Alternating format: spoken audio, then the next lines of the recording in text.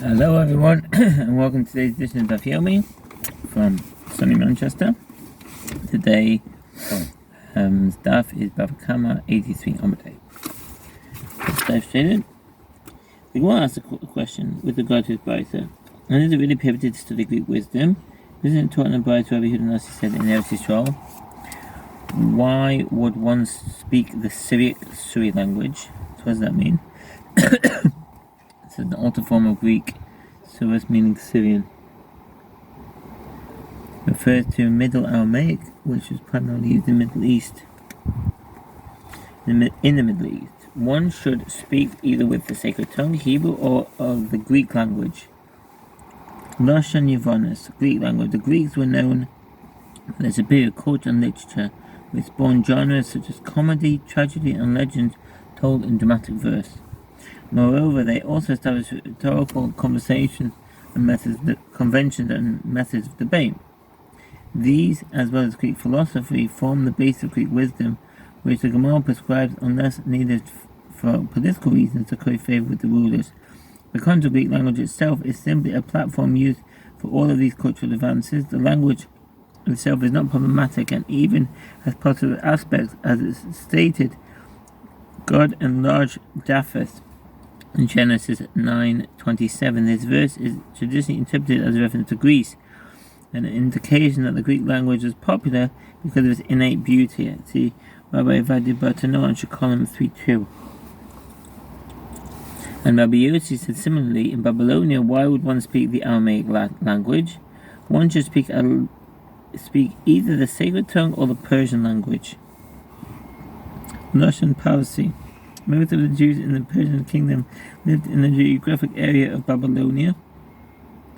They spoke in the language of the native Babylonians, which was Aramaic, although they apparently spoke a unique Jewish dialect. The official language of the kingdom was Persian, which few Jews were proficient.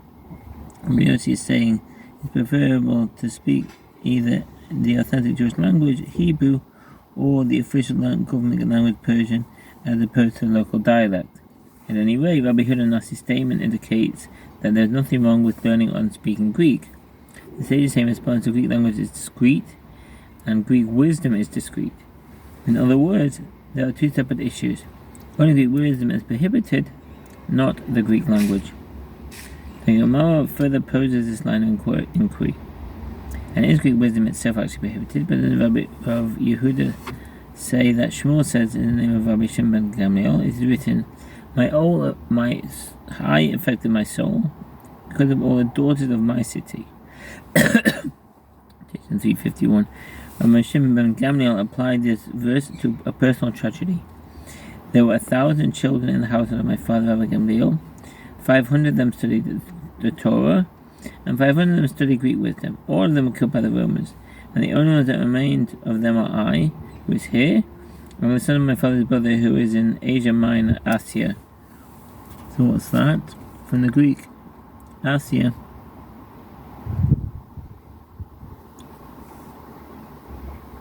is also an appellation of the region of Asia Minor. Part of Asia Minor was a Roman province known as Asia. It seemed that when using this term, the state referring to a specific district, perhaps the Syria located in that region. Rabbi Shimon ben Gamliel's statement indicates it is permitted to study Greek wisdom. Today's same response, the house of Rabbi Gamliel is different, as he held close ties with the government. Since knowledge of Greek wisdom was crucial for the members of this family, the sage exempted them from the general decree, as taught in the Braita, with regard to one who cuts his hair in the fashion of komi. From the Greek kamei, meaning hair or locks of hair. It is unknown for certain what exactly the komi haircut looked like. Apparently it involved cutting off the hair evenly around the head, without leaving any noticeable hairs on the temples. It is prohibited to shave off one's hair from ear to ear, and leave the back of the hair uncut, in the fashion of the Gentiles. One say for Hamada, Hilchot Avodah Zorah 11:1, Shulchan Aruch Yodea 178:1. A certain haircut favored by the Romans. This is considered the way of the Amorites, The Gentile practice prohibited by the Torah in Leviticus 18:3. It is prohibited for a Jew to adopt the customs that are unique to Gentiles. This is true even if the custom has no connection to idolatry, but is based on some superstition or is performed by people of a certain nation as expression of the national identity. This is derived from the verse, like the action of the land of Egypt where you dwelt, you shall not do, and the action of the land of Canaan to which I bring you, you shall not do, nor shall you walk in their statutes. Leviticus 18:3. The early commentaries ask, if wearing one's hair in the fashion of combing is prohibited by Torah law, other sages permit of Ptolemus not to do so. Some say that the specifics of this prohibition are not delineated by the Torah, and therefore the sages had the authority to define what does and does not constitute a violation because of Mishnah. Others similarly explain that when the sages decreed that certain actions are prohibited as ways of the Amorites, they stipulated at the outset that this does not apply in the case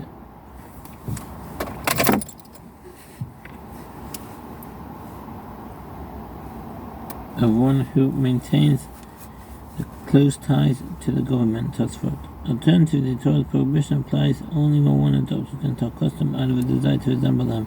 When it is done for some tangible benefit, it is permitted in Ma'arik.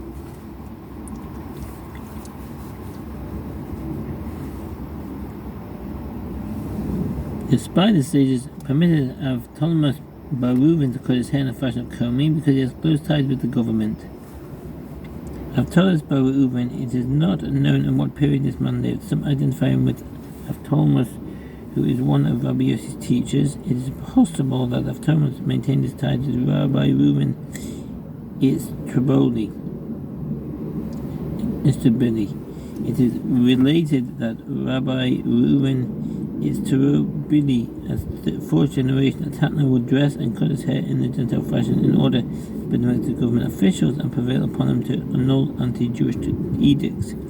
See Me'idah 17a. Ptolemus bar Reuven apparently fulfilled a similar role of unofficial contact with government officials.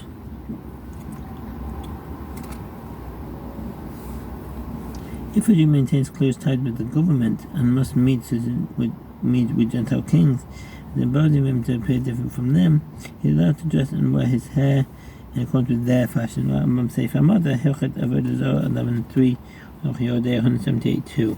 Likewise, they permitted the members of the household of Rabban Gamliel to discuss matters of Greek wisdom because they had close ties with the government. The Mishnah teaches a person may not raise a dog unless it is tied with chains.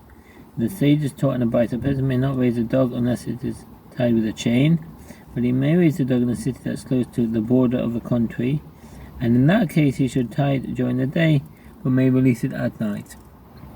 So what does that mean? Be'er has mucha laspa. It's permitted to raise dogs in a city that's close to the border of a country. These dogs should be restrained by day, but may be made loose at night. Some commentaries write that when Jews dwell among Gentiles and it is dangerous for them to remain unprotected, it is permitted to own a dog, said the Ramah. In any event, a vicious dog should be tied and restrained to prevent it from injuring anyone, so that innocent people will not be frightened of it, as occurred in the incident related by the Gemara in Rabbi Sefer Nazich and Hilchot Nizki Mammon 5:9, Shulchan Aruch Mitzvah 409:3, the Sma B'Hagor there. In a city close to the border, particularly if relations with the neighboring country are hostile, not only is there a threat of military attack in the time of war, but there is also a constant threat of cross-border incidents of theft by those who seek to take advantage of the fact that they cannot easily be pursued across the border. As a protection against these thieves and plunderers in these places, permission was granted to raise dogs, which alert their owners against intruders and safeguard their property. It is taught in a Braita that Rabbi Eliezer the Great says, one who raises dogs is like one who raises pigs. The Gemara asks, what is the practical significance of this statement? Since both are prohibited, what is the point of this comparison? The Gemara answers, the significance is with regard to determining when one is liable to be cursed for it. One who raises a dog where it is not permitted to do so is subject to the same curse of the sages that applies to one who raises pigs. From Sefer Nazich and Hilchot Nizki Mammon 5:9.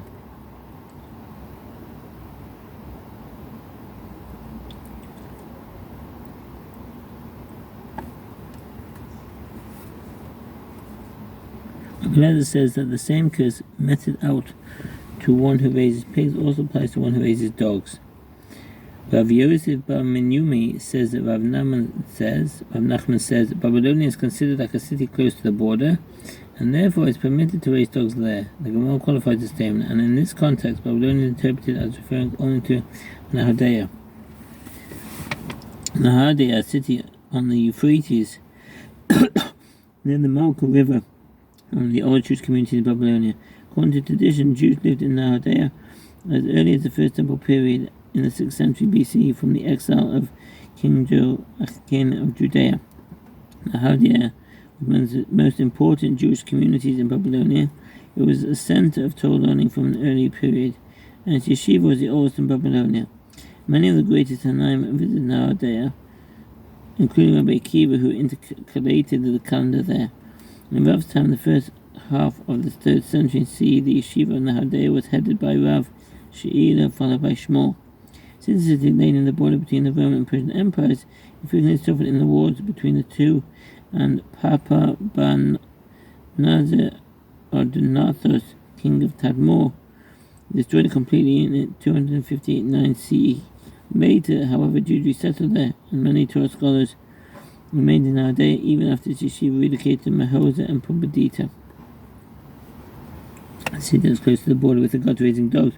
Rabbi Doste, Babylonia, from Biri, expounded, this is written in connection to the Ark of the Covenant, and when it rested, he said, "Return, O Lord, to the myriads of thousands of Israel." Numbers 10:36. This verse serves to teach you that the divine presence does not rest upon the Jewish people if they number fewer than 2,000 and 2 myriads. So what does that mean?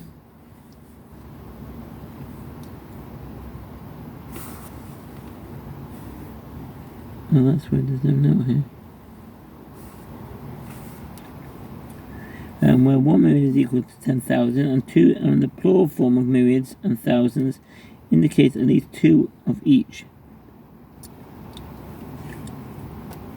If they are lacking 1 individual from this total, and there is a pregnant woman among them who is fit to complete the number by giving birth, and the dog barked at her and she miscarried as a result of the fright, this owner of the dog is found to have caused the divine presence to depart from the Jewish people. There was a certain woman that entered a certain building to beg. A dog barked at her, and its owner said, "Do not be afraid of it, its canine teeth have been removed." And there's a picture here, we have the Gemara on page 123, strange dogs, an edition of a male baboon displaying his canine teeth. Quite a good picture. This refers to the 4 long, sharp teeth in the various animals' mouths. They protrude farther and are strong in predatory animals. A dog that has lost its teeth is no longer able to harm people seriously with its bite. She said to him, "It's too late for your assurances. Take your favors and throw them on the thorns. I have felt that the baby has already moved from its place in the womb and will not be born alive." The Mishnah teaches that 1 spread out traps for pigeons only if it was performed at a distance of at least 30 riz, which is 8,000 cubits, from any settled area, to ensure that privately owned pigeons are not caught in the traps. Then one asks, and do pigeons really travel that far from the established places? But then we learn in a Mishnah in Bava Kamma 23a, 1 must distant a dovecote 50 cubits from the city. So what does that mean?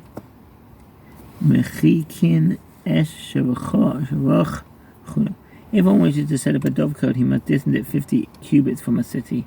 I'm a safe in the Aveda 69 Shochan Och Rosh Mishpat 155:24 is from the city, so that the pigeons that settle in the coast do not eat the crops that grow in the gardens of the city. This shows that the range of a pigeon is only 50 cubits, whereas for a male is 8,000 cubits. Abai said pigeons fly much more than 50 cubits away from their coats. Pigeons are capable of flying great distances. Carrier pigeons can cover distances of 750 kilometers in a single day. They eat food from the ground, and if the food they eat, which is mainly seeds, is available, they will take that which is nearby and will not wander off to search for food elsewhere. Much more than 50 cubits away from their coats, but their stomachs become full from the food that they find within 50 cubits, and therefore they do not eat any more beyond that range. The Gemara asks, and with regard to flying, is their range only 30 riz or no more? But isn't taught about it in a settled area One may not spread out a trap for pigeons even a distance of 100 mil from the settlement.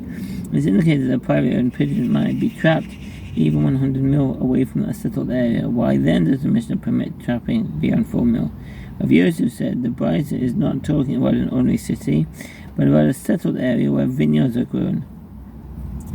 If there is a settled area where vineyards are grown, even if it is 100 mil long, one may not spread out traps for pigeons there, as pigeons belonging to the owners of the vineyards might become trapped in them. The commentary is right that one may spread out traps for pigeons only if he distances himself 4 mil from the city, in the direction of the wilderness. In a place where there are vineyards, one may not spread out these traps even 100 mil away, and the pigeons travel very far by way of the vineyards. Mama Sefer Nezichan, because they were Veda 6.8 Torah, the Mishpat 370. Since the pigeons rest in the vineyards as they travel, they are able to traverse great distances. Rabbi stated a different answer. The Brisa is dealing with a settled area where there are many dovecotes in which they can rest from their flight. One may not spread out a net for trapping doves in a place where there are dovecotes, even if the dovecotes belong to the one setting the net, or if they belong to a Gentile or if they are ownless, even if he distances himself 100 mil from the city.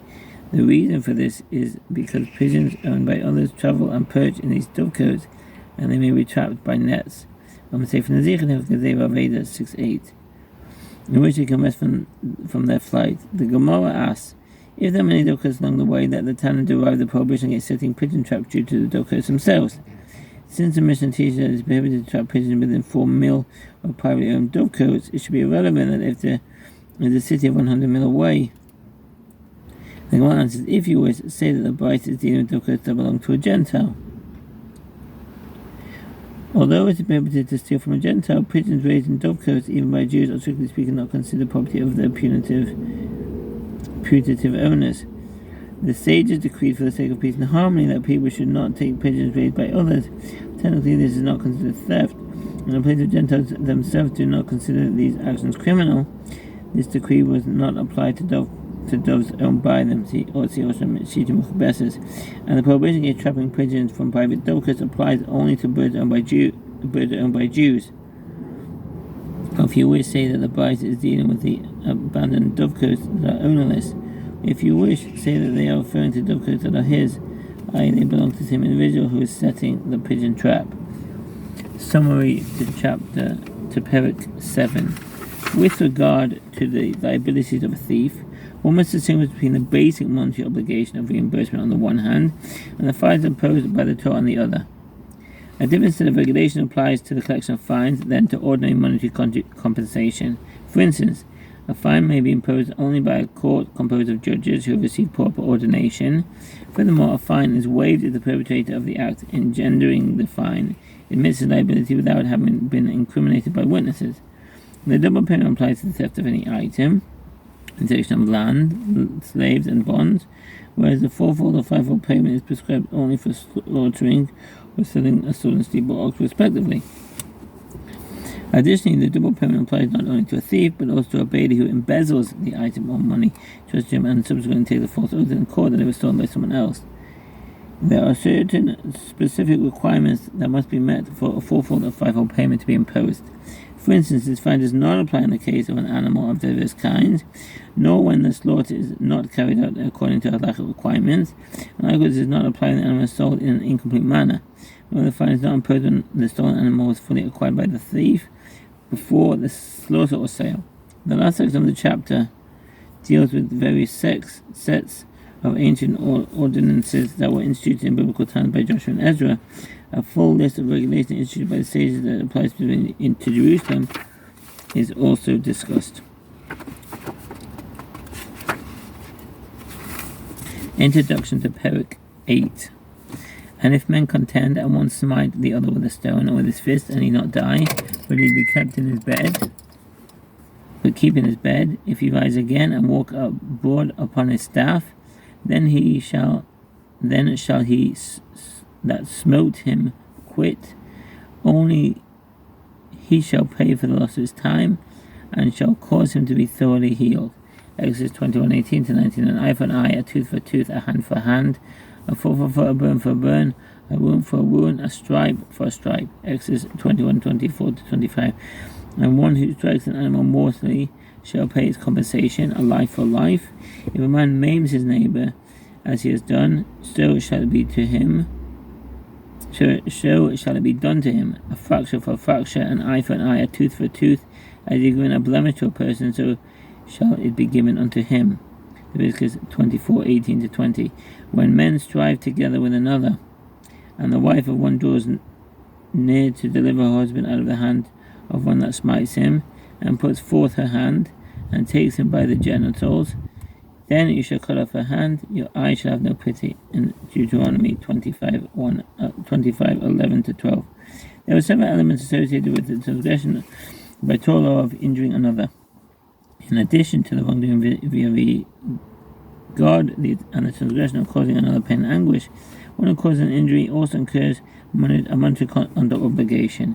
He is liable to compensate the victim for any damage he suffered, both directly and indirectly. The Gemara, based on the verses from the Torah, proves that ransom cannot be paid only for court-imposed capital punishment, and the obligation to be exiled for unintentional manslaughter. Therefore, one who injures another must pay monetary restitution for the damage caused, and does not receive corporal punishment, as the verse "an eye for an eye" is not to be understood literally.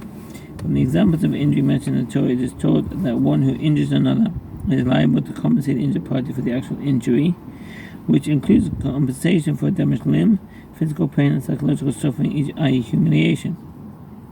Additionally, the victim must be compensated for the loss suffered as a secondary result of the injury, including reimbursement for the victim's loss of livelihood during his convalescence and for his medical costs. This chapter discusses the methods of calculating the amounts of the various indemnities, different methods of payment, and situations in which one might be exempt from payment. This exemption could be due to the nature of the people involved, or to other factors, and may include an exemption from all indemnities or from only some of them. Among the issues addressed in this chapter is the question of how to assess liability when one inflicts several types of damage to one assault, and how the sums for the appropriate compensation are calculated. The method of assessing payment of the indemnity of humiliation is particularly challenging, since by definition it does not have a purely objective system of evaluation and requires the consideration of many factors such as the time and place of the assault and the nature of the individuals involved. Clarification of these issues, which include the identification of sources in the Torah as well as the elucidation of the specific halachot, formed the basis of this chapter. Thank you for listening, and all the best. Bye.